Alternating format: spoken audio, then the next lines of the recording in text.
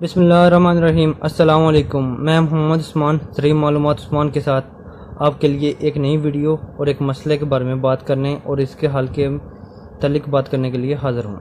अब लोगों से गुजारिश है कि हमारी वीडियो को पूरा देखा जाए। आज हम एक आलमी मसले यानी लोकस्ट टेडी दिल के बारे में बात करेंगे।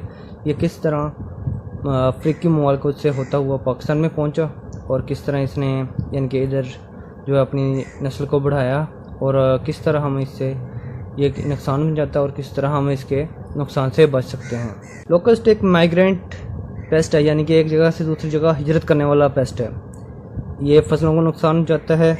इसने अफ्रीकी ममालिक और मशरिक़ वस्ता और जनूबी मगरबी एशिया में बहुत से ममालिक में उनकी फसलों को नुकसान पहुंचाया है। दो नस्लें अहम होती हैं, डेजर्ट लोकस्ट साइटोसर्का ग्रेगेरिया और माइग्रेंट लोकस्ट लोकस्टा मैग्रिटोरिया। ये कीड़ों के अडर और थोप्टरा से ताल्लुक़ रखता है, यानी कि इनके जो माउथ पार्ट्स होते हैं चून बटिंग टाइप होते हैं, कुतरने वाले होते हैं। ये चीज़ों को यानी फसलों को कुतर के खाते हैं और जो ये ज़्यादातर जो प्रेफर करते हैं जिस ज़मीन को वो होती है रेतली ज़मीन को, ताकि वो उधर अपनी नस्ल को बढ़ाते हैं और अंडे ज़्यादा से ज़्यादा देते हैं। एक जगह से दूसरी जगह ये झुंड की शक्ल में एक जगह से दूसरी जगह मुंतकिल होते हैं और वहाँ मौजूद हर चीज़ को खाए जाते हैं। इवन ये कहा जाता है कि ये नीम के पत्तों को भी खाए जाते हैं। इसकी दो नस्लें होती हैं जी, एक मौसम बहार में ये बलूचिस्तान के इलाके में उधर ये अंडे वगैरह देती हैं और दूसरी नस्ल में ये सिंध के रेतले इलाके और इधर बहावलपुर में चोलस्तान में एगलिंग करती है, यानी कि अंडे देती है और अपनी नस्ल को आगे बढ़ाती है। दुनिया में 30 ममालिक हैं जो इससे बहुत ज़्यादा लोकस ने उधर नुकसान पहुंचाया है, जिसमें अफ्रीकी ममालिक में सोमालिया, इथियोपिया और सूडान शामिल हैं। उसके बाद आते हैं सऊदी अरेबिया, इजिप्ट और मिस्र शामिल हैं। और उसके बाद ये पाकिस्तान, जनूबी एशिया में पाकिस्तान, ईरान और इंडिया और अफ़गानिस्तान में इसने बहुत ज़्यादा नुकसान पहुंचाया है। टेडी दिल अफ्रीका से सऊदी अरेबिया, मिस्र में माइग्रेट हुई, यानी कि उधर से मुंतकिल हुई। उसके बाद ये ईरान से बलूचिस्तान पाकिस्तान में दाखिल हुई। अब हम इसकी बायोलॉजी के मुतालिक बात कर लेते हैं। इसकी 3 लाइफ स्टेजेस होती हैं, एग, निम्फ और अडल्ट। जो इसकी पूरी लाइफ है तकरीबन 3 से 5 मंथ तक होती है। जो फीमेल्स होती हैं वो रेतली ज़मीन में अंडे देती हैं और तकरीबन 5 से 15 सेंटीमीटर की गहराई तक अंडे देती हैं और ये तकरीबन 80 से 158 अंडे देती हैं। अंडे 2 हफ्तों तक और उसके बाद ये निम्फ्स में तब्दील होते हैं। निम्फ की 5 से 6 स्टेजेस होती हैं और ये 30 से 40 दिन तक रहते हैं। और उसके बाद जो अडल्ट होते हैं उसकी उम्र 3 से 4 हफ्ते तक होती है। और जो अडल्ट होते हैं वो एक बहुत बड़ी तादाद में एक जगह से दूसरी जगह हरकत करते हैं, यानी कि उड़ते हैं। उन्हें झुंड या स्वाम कहते हैं। एक दिन में तकरीबन 150 से 200 किलोमीटर तक का सफ़र तय कर लेते हैं। इनके ब्रीडिंग सीज़न की बात कर लेते हैं। ब्रीडिंग सीज़न इनके 2 होते हैं, स्प्रिंग सीज़न और समर सीज़न। स्प्रिंग सीज़न में ये ईरान, पाकिस्तान, सऊदी अरेबिया और यमन में ये अपनी नस्ल को बढ़ाते हैं और समर सीज़न में अफ्रीका, इंडो पाक यानी कि पाकिस्तान, इंडिया के बॉर्डर्स पर, सूडान और इथियोपिया अफ्रीकी ममालिक में ये अपनी नस्ल को बढ़ाते हैं। हम निम्फ के इसके जो बच्चे होते हैं उनकी बिहेवियर के मुतालिक बात कर लेते हैं। उनमें ये 2-3 करैक्टर अहम होते हैं, पास्किंग होती है, मॉर्चिंग होती है और फीडिंग होती है। और उसके बाद अडल्ट की बात कर लेते हैं, उसमें फ्लेजिंग स्टेज होती है। जो आखिरी अडल्ट निम्फ होगा, यानी कि 5वीं 6ठी स्टेज के बाद जो अडल्ट में होगा उसे हम फ्लेजिंग स्टेज कहेंगे। हम बात करते हैं इसको कंट्रोल करना क्यों मुश्किल है, क्योंकि जो इनके ब्रीडिंग प्लेसेस होती हैं वो बहुत कॉम्प्लिकेटेड होती हैं, उन तक रसाई बहुत मुश्किल होती है। लिमिटेड रिसोर्सेज हैं, कंट्रोल ऑपरेशंस में बहुत मुश्किलात का सामना होता है, इसलिए इसको कंट्रोल करना बहुत मुश्किल है। भाई इसके मौजूदात के मुताबिक बात कर लेते हैं कि कौन सी चीज़ें हैं जो इसके लिए फेवरेबल हैं। उसके लिए जी रेतली ज़मीन का अवेलेबल होना, कि ये सहरा है, ये चोलस्तान है, थर है, ये इस तरह जो रेगिस्तान है उसका मैसर होना, और अफ्रीका मुल्क में जो जंगलात वगैरह हैं या रेतली ज़मीन है उसका दस्तयाब होना, ये उनके लिए बहुत अहम जगह हैं जहाँ ये अपनी नस्ल को बढ़ाते हैं और अंडे देते हैं। और दूसरा है बंजर ज़मीन है, वो भी इनके लिए यानी एगलिंग के लिए ब्रीडिंग के लिए बहुत अहम है।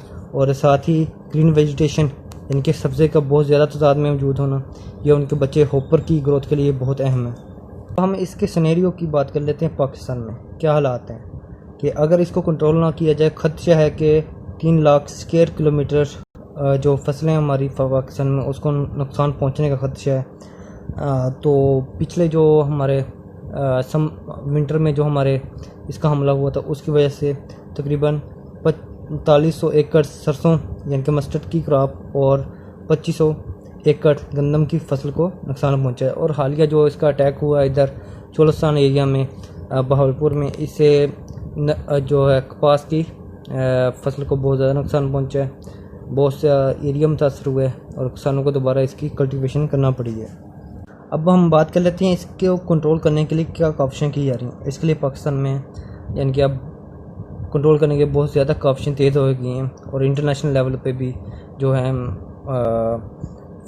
जो एजेंसीज़ हैं वो इसके लिए कंट्रोल करने के लिए फंडिंग कर रही हैं। ठीक है, पाकिस्तान में इसके लिए पाकिस्तान एडिशनली ड्रोन्स तैयार किए हैं, उसके लिए स्प्रे किया जाए। और इसके अलावा कुछ जगह पर फंगस मेटारीजियम के जो इसका बायोलॉजिकल कंट्रोल है उसके लिए ट्रायल्स लगाए गए हैं। तो इसके दूसरे मेथड के मतलब बात कर लेते हैं, कौन से तरीके हैं जिनकी वजह से हम इसको कंट्रोल कर सकते हैं। कल्चरल मेथड है जिसकी वजह से हम कंट्रोल कर सकते हैं। जिन जगह पर इन्होंने अंडे दिए हैं रेतली ज़मीन, उधर हल चलाए जाएँ ताकि वो एक्सपोज हो जाए और ताकि वो परिंदा वगैरह जाके इस तरह वो उनके अंडे तल्फ किए जा सकें। इसके अलावा जो बायोलॉजिकल कंट्रोल है, फंगस के लिए ट्रायल्स लगाए गए हैं जिस तरह आपको पहले बताया गया है। और बस की दुनिया से हमने जानवरों का बहुत बेतरीक शिकार किया है। कुछ ऐसे परिंदे थे जो इसको लोकस को कंट्रोल कर सकते थे, लेकिन वो बहुत तादाद उनकी बहुत कम हो गई है, जिसकी वजह से हमें नुकसान पहुंच रहा है। अगर हमने इतना शिकार ना किया होता तो हम ये लोकस को वो परिंदे कंट्रोल कर सकते थे। लास्ट हल है जी जिसकी तरफ हम आते हैं, केमिकल कंट्रोल है। उसके लिए मुख्तलिफ केमिकल का स्प्रे किया जाता है, जिसमें लेमडासिलोथ्रीन इसका 3 ml पर 1 लीटर वाटर इसमें मिक्सचर बनाया जाता है। तो ये इसकी डोज रिकमेंड की है 3 ml पर 1 लीटर ऑफ वाटर। इसकी स्मेल बहुत ज़्यादा होती है। किसानों को ये सजेस्ट किया जाता है कि जब आपको पता चले कि लोकस का अटैक होने वाला है, जिस तरह आजकल सोशल मीडिया का दौर है, यानी कि नेटवर्किंग बहुत मजबूत है, बंदे को पता चल जाता है क्या हालात है। तो लेमडासिलोथ्रीन का जो स्प्रे है वो अपने बॉर्डर्स एरिया यानी कि अपने खेतों के खला जाते हैं उन पर किया जाए।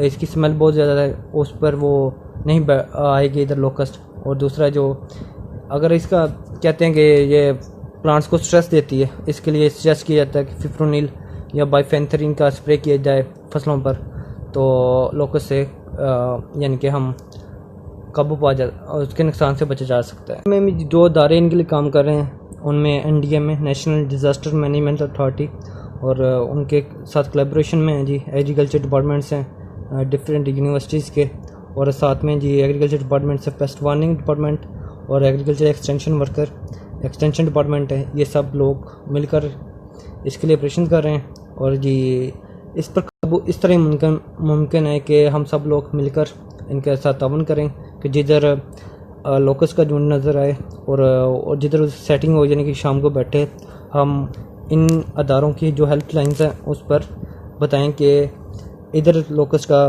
झुंड मौजूद है और ताउन करें ताकि हम इस इनके बहुत अहम मसला है उससे निजात हासिल कर सकें। क्योंकि जब हम सब एक होंगे तभी हम इस लोकस के मसले पर काबू पा सकेंगे। उम्मीद है कि आपको आज की हमारी वीडियो बहुत पसंद आई होगी और इस तरह की मुफीद वीडियो देखने के लिए हमारे चैनल को सब्सक्राइब करें और चैनल कमेंट्स में अपनी सजेशन बताएं कि कौन सी नेक्स्ट वीडियो होनी चाहिए और अगर हमें इम्प्रूवमेंट की ज़रूरत है तो कौन सी इम्प्रूवमेंट की तरफ हमें जाना चाहिए। शुक्रिया, जज़ाकल्लाह। नेक्स्ट वीडियो के साथ आप लोगों के साथ हाज़िर होते हैं।